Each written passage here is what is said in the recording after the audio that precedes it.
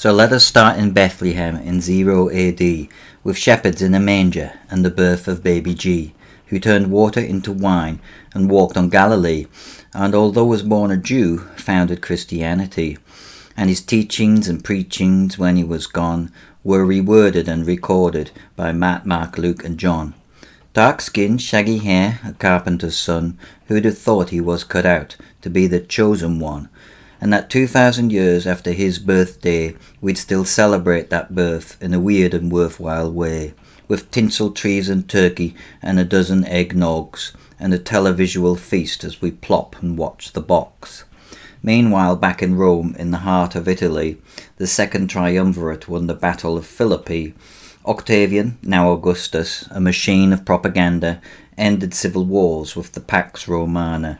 The Battle of Actium actually spelt the end of Mark Antony and all his hanky-pankiny with Cleopatra, who he was lusting after. By the slick fleet of Octavian, they were outnumbered and outclassed, so Mark Antony's imperial fantasy was not allowed to last, and Cleopatra, Queen of Egypt, was forced to kiss her asp.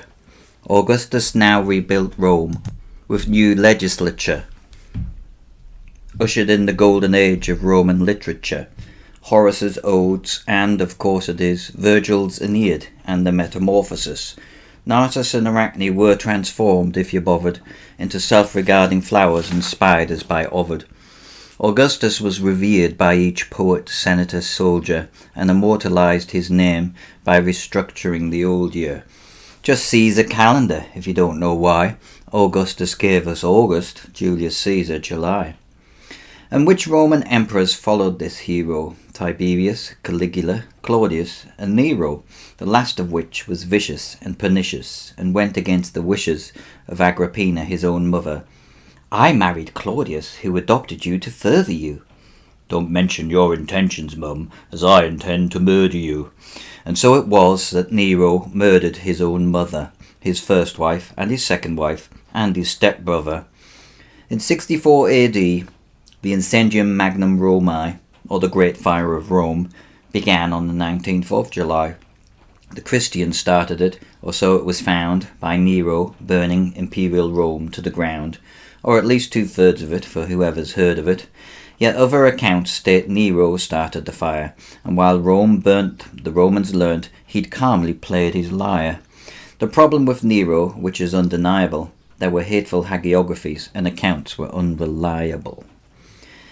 In AD 79 in Pompeii, Vesuvius erupted thus, in a cloud of ashy grey.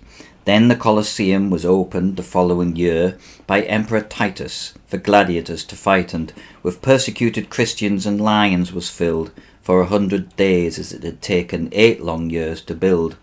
So to recoup the denarii spent on labour, limestone and the rest, Titus did invite us to a Roman showman splatterfest. And that's the final entry, although it wasn't meant to be, of this short history of mankind, or at least the first century, although it only seems to me a roaming Roman history. The West at best's impressive, but at least we should mention and venture into the Far East.